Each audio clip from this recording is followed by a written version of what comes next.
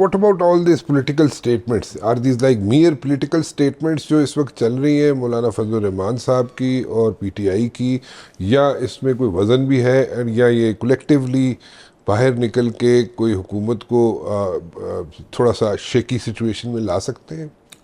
دیکھیے میں نے تو پہلے جیسے بات کی, میں اپنے تمام جتنے بھی صوبائی صدور ہیں ہمارے صوبے میں مختلف سیاسی جماعتوں کے, میں ان کے پاس جاؤں گا چل کے, اور گیا بھی ہوں.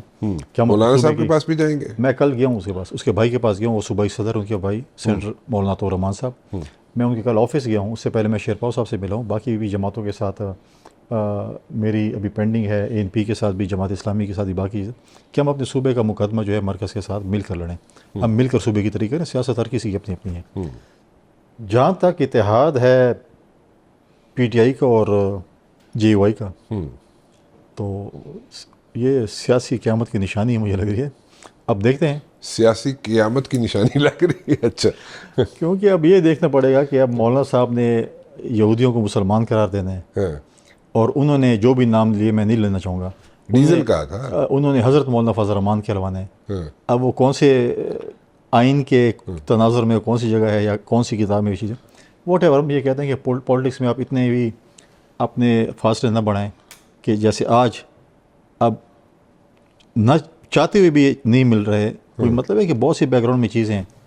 پولیٹکس سے اتحاد ہوتے رہتے ہیں, ہمیں تو کوئی وہ نہیں. اگر مولانا صاحب کو یہ پسند ہے کہ وہ پی ٹی آئی کے ساتھ اتحاد کریں یا کسی اور جماعت کے ساتھ اتحاد کریں, اچھی بات ہے. جب ماضی میں جب یہ پی ڈی ایم کا حصہ بن رہے تھے تو یہ لوگ کہہ رہے تھے چمک کے ذریعے ہیں, تو وہاں پر اب کیا چمک رہی ہے جو وہاں پہ جائے. اب مجھے تو چمک کا نہیں پتا کہ چمک سے ان کی مراد کیا تھی.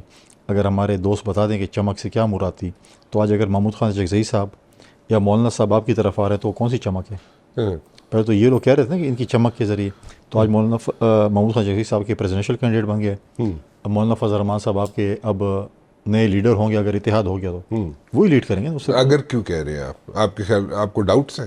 دیکھیے پولیٹکس میں کوئی حرف آخر نہیں ہوتا نا. پولیٹکس میں اگر اسٹیٹمنٹ آ جاتی ہے اور چیزیں آ جاتی ہیں, اور میرے صوبے کا چیف ایگزیکٹو علی امین گنڈاپور صاحب جیسے ہم اسٹیٹمنٹ دیں گے کہ ہمارا اتحاد ہو گیا ہے اور میں اور مولانا اکٹھے ہیں, تو پھر ہم کہیں گے کہ ٹھیک ہے, پھر آگے دیکھتے ہیں.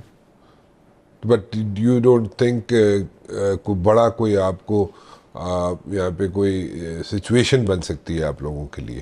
دیکھیے پولیٹکس میں اتحاد بنتے بھی ہیں, ٹوٹتے بھی ہیں. کچھ اتحادی جو ماضی میں پی ٹی آئی کے ساتھ ہیں پھر ہمارے ساتھ آ گئے, پھر چلتے ہیں. پولیٹکس میں دیکھیں آپ ایف گیم کی مثال لیں, ہمارا لو ہیٹ کا فیئر حکومت اور ان کا چلتا رہتا ہے, پیپلز پارٹی اور ان کا چلتا رہتا ہے. کبھی وہ ہمیں ووٹ کرتے ہیں ووٹ کے ٹائم پہ, پھر وہ ہماری کچھ جگہوں پہ تنقید برائے اصلاح بھی کرتے ہیں, کہیں تنقید برائے تنقید بھی کرتے ہیں, اسٹیٹمنٹ بھی دیتے ہیں. لیکن یہ پولیٹکس سے چلتی ہے. ایسے باقی جماعت سے ہمارا پی ایم ایل این کے ساتھ دیکھ لیں, ایک زمانے ہماری پولرائزیشن تھی, پھر ایک چارٹر آف ڈیموکریسی سائن ہوا محترمہ شہید کے درمیان اور میاں نواز شریف صاحب کے درمیان, پھر ہم پی ڈی ایم میں اکٹھے ہوئے, پھر ہم علیحدہ ہوئے, پھر ہم اتحادی حکومت میں اکٹھے ہوئے, پھر الیکشن میں ہم علیحدہ ہوئے. لیکن ہم نے کم از کم اتنا اخلاقیات آپس میں رکھیں کہ ہم آپس میں بیٹھ سکتے ہیں, ایک دوسرے کے ساتھ آنکھیں ملا سکتے ہیں اور بات چیت کر سکتے ہیں.